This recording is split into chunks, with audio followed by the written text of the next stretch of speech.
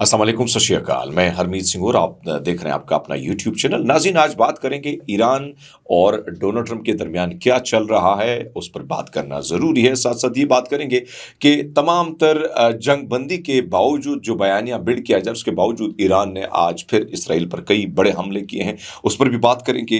America का कितना नुकसान हुआ है, उस पर भी बात करना ज़रूरी है। दीगर बहुत सारी खबरें हैं इस व्लॉग में। इमरान खान के बारे में द गार्डियन ने क्या लिखा है, वो भी बोलना बताना ज़रूरी है। यूनाइटेड स्टेट एयर फोर्स का ये इदारा है, उसने लिखा है कि अमेरिकी दिफाई जरीदे, ये air and space force magazine का की रिपोर्ट है जो मैं आपके सामने रख रहा हूँ। वो कहते हैं 20 से ज़ायद अमेरिकी तैयारे तबाह हुए हैं या शदीद मुतासिर हुए हैं। F-35 जैसे जदीद तरीन स्टेल तैयारे को भी नुकसान पहुंचा है। ये एक बहुत बड़ा आलमी दिफाई वाक़या है जिसे आलमी मीडिया, सैटेलाइट इमेजेस, दिफाई तजज़ियाकार फौरी तौर पर इसको नुमाया करते हैं। और ये जो आदाद शुमार दिए गए, ये मैगजीन में दिए गए हैं, वो कहते हैं MQ-9 रेपर जो है उसको नुकसान हुआ है। इसी तरह F-35, KC 135, ये सारे वाक़यात उसमें जो है कोट किए गए कि भाई साहब ये धचका अमेरिका को पहुंचा है। और इसके साथ साथ एक और चीज़ मैं आपको बताता चलूं कि एक तरफ तो ये मामला है, दूसरी जानिब आपको ये बताता चलूं कि इस वक्त यरूशलेम में एक पुरतशद्दुद वाक़या पेश आया जहाँ पे कहा जा रहा है कि शदीद भारी भरकम वहाँ पर इस वक्त जो है गोलाबारी चल रही है और यहाँ पर फायरिंग की खबरें आ रही हैं। और इतलात के मुताबिक ये यासाम यूनिट पर हमला किया गया है जिसमें पुलिस एहलकारों से असला छीनने की कोशिश की गई, जिसके नतीजे में पूरे शहर में जो है इस वक्त गोलियों की यानी गूंज सुनाई दे रही है। ये इसराइल का शहर है मकबूजा यरूशलेम, जहाँ पर पुरतशद्दुद वाक़यात जो है वो रिपोर्ट किए जा रहे हैं। ये खबर मैं आपको डायरेक्टली इसराइली मीडिया से दे रहा हूँ। और इसके साथ साथ आपको ये बताते चलें कि एक तरफ ये मामला हुआ है तो दूसरी जानिब इराक़ ने अमेरिका के हमलों के जवाब में अवामी रज़ाकार फोर्स जो है ये तश्कील दी। ये बहुत इंपॉर्टेंट खबर है जो मैं आपके सामने शेयर कर रहा हूँ। ये पॉपुलर मोबिलाइजेशन फोर्स PMF कहा जा रहा है कि इसके तहत 2,50,000 पैरामिलिट्री एहलकारों को मुकम्मल कार्रवाई और जवाबी हमलों के लिए हरी झंडी दे दी, ग्रीन सिग्नल दे दी कि भाई साहब अब अगर अमेरिका कुछ करता है तो आपने उन पर हल्ला बोलना है। इराक़ के फौजी और सियासी ज़राए के मुताबिक इक़दाम अमरीका को कार्रवाई के बाद खित्ते में ताकत के तवाज़ुन को बरकरार रखने और जवाबी कार्रवाई के लिए किया गया। यह बहुत बड़ा धचका है जो दिया गया है। इसके साथ साथ मैं आपको बताता चलूँ कि इसराइली इलाकों में कशीदगी एक बार फिर शिद्दत इख्तियार कर गई है, जहाँ ईरानी हमलों के दौरान आग लगने के बड़े वाक़यात रिपोर्ट हुए हैं। ये वीडियो अगर आप देखना चाहते हैं तो आप मेरे ट्विटर अकाउंट पर जाके आप वीडियो देख सकते हैं। इतलात के मुताबिक इसराइली शहर बीरशेबा में एक बड़ा सनती गोदाम, मैंने आपको कहा था कि ईरान क्या करने जा रहा है। ईरान अब सनती वो कारखाने टारगेट कर रहा है जिन कारखानों के हवाले से वो कहता है कि अब हमारे ये टारगेट हैं। तो वहाँ पर धुआं उठ रहा है, हर तरफ आग फैली है। दूसरे ने लिबनानी मज़ाहमती ग्रोह ने एक बड़ा साइबर हमला किया है किरियात शमूना पर। इसराइल का ये शहर है, ये सारे शहर मकबूजा फ़लस्तीन के हैं, यानी फ़लस्तीन के इलाके हैं जिन पर ये हमले हुए हैं। किरियात शमूना में इन्होंने क्या किया, पहले CCTV फुटेज जो है, CCTV कैमरों को इन्होंने हैक किया है, उनकी फुटेज निकाले जब ये ड्रोन हमला होता है। ये भी आप ट्विटर अकाउंट पर मेरे देख सकते हैं जहाँ पर तबाही के मनाज़िर हैं। कहा यह जा रहा है कि वहाँ पर इंपॉर्टेंट पॉइंट था फौज का जिसको नुकसान पहुँचाया। एक तरफ तो ये मामला आया है जिससे आप अंदाज़ा लगा सकते हैं कि इस वक्त वहाँ पर क्या हुआ है। ईरान के मिसाइल हमले के बाद इसराइल के अशदोद ऑयल रिफाइनरी में आग भड़कने की जो सैटेलाइट विजुअल है वो भी मंजर-ए-आम पर आ गई हैं। ये तबाही ईरानी हमले के बाद एक खौफनाक मंजर जो है जिसको आप देख सकते हैं कि आप अपनी स्क्रीन पर, मैं आपको सिर्फ ये दिखा रहा हूँ कि ये सैटेलाइट इमेज है जिसमें ये इसराइल की सबसे इम्पोर्टेंट जो ऑयल रिफाइनरी है वो अशदोद ऑयल रिफाइनरी, उस पर यह हमला हुआ है जिसमें आप देख सकते हैं कि हर तरफ के जो हालात हैं वो इंतहाई कशीदा हैं। अपना होर्मुज़ के हवाले से उन्होंने एक पैगाम दिया है। पैगाम ये है कि ईरान ने खुफिया ज़ेर-ए-आब ड्रोन अजदार, ये लिखा तो अजदार है, ये बहीरा अरब में दाखिल हो गया। ये खबर जो उनके ईरानी ऑफिशियल्स हैं वो दे रहे हैं। स्क्रीन पर आप देख रहे हैं कि भाई सब समंदर में ये जिस तरीके से छोटा सा ड्रोन बना, ये बिजली से चलने वाला है और खामोशी से ये एक तो खामोश है, बड़ा स्लोली काम करता है, पता नहीं चलता है, ये बिजली से चलने वाला है और इंतहाई ताकतवर है। इसके बारे में कहा जा रहा है कि इसकी जो रेंज है वो 600 किलोमीटर है और ये बहुत बड़ा धमाका खेज मवाद ले जा सकता है। दावा किया जा रहा है कि सोनार भी इसे पकड़ नहीं सकता और इसी वजह से अमरीकी बहरी बेड़ा जो है अपना उन्होंने रास्ता बदल लिया। बरतानवी अब्दोज HMS हैंसन जो है जब वहां पहुंचा तो अजहार पहले से मौजूद था। ईरान की तरफ से ये पैगाम दिया गया कि अब नाए हॉर्मस अब भी हमारा है और हमारा ही रहेगा। ये फुटेज आप अपनी स्क्रीन पर देख रहे हैं कि जिस तरीके से ये तबाही फैलाता है, जिस तरीके से खामोशी में जाता है और जमीन में यानी इसमें घुसकर, समंदर की तह में घुसकर ये वार करता है। बरतानवी अखबार टेलीग्राफ ने इस रिपोर्ट में कहा है, उन्होंने कहा कि अमरीकी बहरिया में खलबली मच चुकी है। अब तक दुनिया समझ रही थी कि ईरान का असल हथियार उसके मिसाइल और ड्रोन है, लेकिन असल खतरा तो समंदर की गहराइयों में छुपा है। रिपोर्ट के मुताबिक ईरान ने छोटी मगर इंतहाई मोहल्लक अब्दोस का एक ऐसा नेटवर्क तैयार किया है जो खलीज के कम गहरे और मुख्तलिफ पानियों में जो है ये जाता है, मछली की तरह तैरती ये अब्दोस हैं। इतनी छोटी और खामोश हैं कि अमेरिका के जदीद तरीन जंगी तैयारे और सैटेलाइट सिस्टम में भी इन्हें आसानी से तलाश करने के लिए जो है मुश्किल है। यानी ये खुफिया बेड़ा खास तौर पर अपने हुर्मुज़ और खलीजी समंदर रास्तों में तिजारती जहाज़ों और अमरीकी बेड़ों को अचानक निशाना बनाते हैं।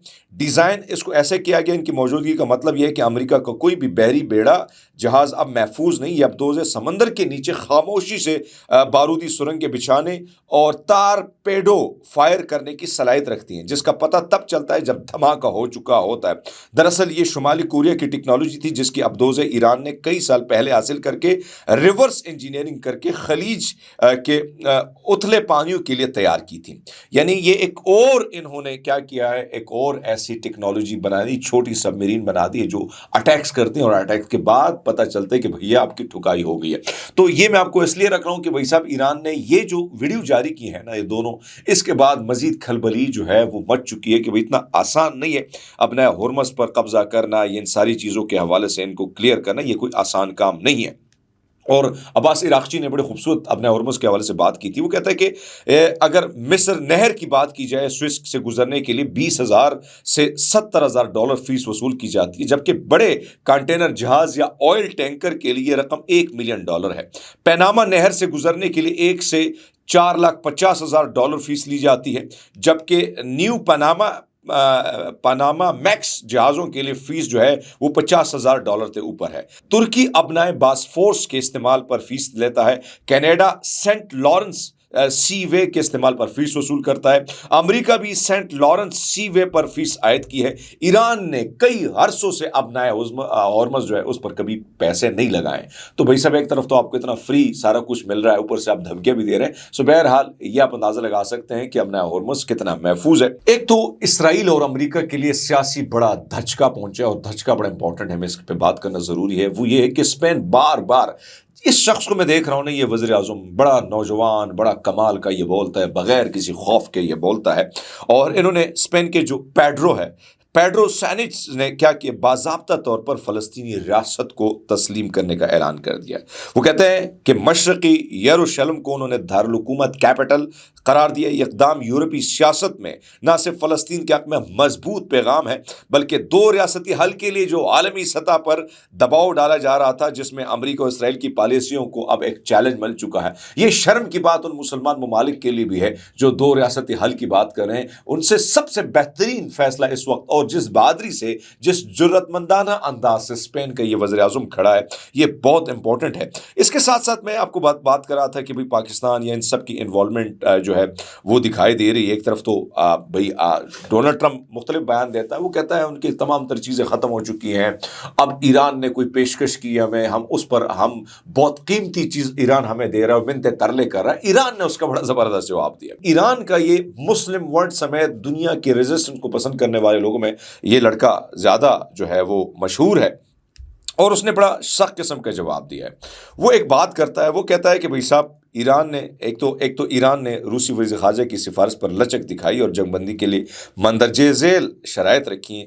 وہ کہتا ہے اس کی گارنٹی دوبارہ امریکہ اسرائیل ایران پر حملہ آور نہ ہوگا۔ ایک تو یہ ہے، ابنۂ حرمت سے گزرنے والا ہر امریکی اسرائیلی جہاز $2 ملین فیس ادا کرے گا، جنگی نقصان کا معاوضہ جو ہے $100 بلین ادا کیا جائے، خطے سے تمام تر غیر ملکی فوجی اڈوں کا مکمل انخلا، ایرانی میزائل اور نیوکلیئر جو پابندیاں ہیں اس کا خاتمہ، یہ ہماری ترجیح ہے کہ بھائی صاحب یہ آپ نے ختم کرنی ہے۔ اسی طرح ایران کے جو فوج کے ترجمان ہیں انہوں نے کہا ڈونلڈ ٹرمپ جو مذاکرات سے متعلق دعوے کریں انہوں نے سختی سے مسترد کیا۔ وہ کہتے ہیں یہ جھوٹا ہے یہ آدمی۔ ایون ابھی میں دیکھ رہا تھا کہ مختلف اخبارات بھی یہ لکھ رہے ہیں کہ ڈونلڈ ٹرمپ مسلسل جھوٹ بول رہا ہے۔ ایرانی فوجی ترجمان نے یعنی انہوں نے لیفٹیننٹ کرنل ابراہیم انہوں نے کیا کیا ہے، وہ انہوں نے فارس ایجنسی کے ذریعے ایک بیان میں کہا ہے کہ انہوں نے تنزیہ جواب دیتے ہوئے کہا کہ کیا تمہارے اندرونی اختلافات اس حد تک پہنچ چکے ہیں کہ تم خود ہی اپنے ساتھ مذاکرات کر رہے ہو۔ انہوں نے مزید کہا اپنی ناکامی کا معاہدہ مت کہو۔ ایرانی ترجمان کے مطابق نہ تیل کی قیمتیں اپنی سابقہ سطح پر واپس آئیں گی اور نہ ہی خطے میں پرانا نظام بحال ہوگا جب تک ایران کی شرائط پوری نہیں ہوتی۔ انہوں نے سخت موقف اپناتے ہوئے کہا کہ یہ سب اس وقت ممکن ہوگا جب ایرانی قوم کے خلاف یہ کارروائیاں آپ کر رہے ہیں، یہ خیال تمہارے ذہنوں سے مکمل طور پر ختم نہیں ہوتا۔ یہاں تک کہ اختتام پر ایران نے دو ٹوک اعلان کیا کہ ہمارا پہلا اور آخری موقف ہے کہ ہم تم جیسے لوگوں کے ساتھ کبھی نہیں چل سکتے، نہ اب نہ کبھی۔ یہ بیان ایسے وقت میں سامنے آیا دوستو جب خطے میں کشیدگی عروج پر ہے، یعنی اتنا تکڑا قسم کا اس نوجوان نے بیان دیا۔ وہ کہتا ہے بھائی آپ ہوتے کون ہیں، ہم آپ کے ساتھ مذاکرات کریں گے، ہم اس جنگ، اور ویسے یہ جنگ ختم نہیں ہونے والی ہے، جنگ نظریاتی جنگ ہے۔ نظریات آپ کو پتہ ہے کہ اسرائیل کے نظریات ہیں کہ گریٹر اسرائیل بنانا ہے، ایران گریٹر اسرائیل میں بہت بڑی رکاوٹ ہے، اور یہ جنگ جو ہے بے شک یہ ختم ہو جائے لیکن یہ نظریاتی جنگ کا سلسلہ ختم نہیں ہوگا۔ یہ بہت تگڑا جواب ہے جو ایران نے سارا پانی پھیر دیا ہے اس وقت ڈونلڈ ٹرمپ کے اس بیانیے پہ۔ دوستو یہ آرٹیکل دی گارڈین نے لکھا ہے اور یہ خاص کر عمران خان کی زندگی پر لکھا ہے، جو میں کوشش کرتا ہوں کہ اس کو ایز اٹ از مختصر کر کے ٹرانسلیٹ کروں۔ تو یہ جو کہانی ہے یہ صرف ایک سیاسی رپورٹ نہیں ہے بلکہ ایک ایسے انسان کی داستاں ہے جسے دنیا کے ایک بڑے اخبار دی گارڈین نے پاکستان کی تاریخ کا سب سے زیادہ مشہور شخص قرار دیا ہے۔ جی ہاں، عمران خان، ایک ایسا نام جس کے بارے میں لکھا گیا ہے کہ پاکستان میں نہ کوئی زندہ، نہ مردہ، نہ مرد، نہ عورت، نہ حقیقی اور نہ ہی تصوراتی کردار کوئی بھی اس جتنی جو شہرت ہے وہ رکھتا ہو۔ یہ صرف ایک جملہ نہیں بلکہ ایک پورا بیانیہ ہے۔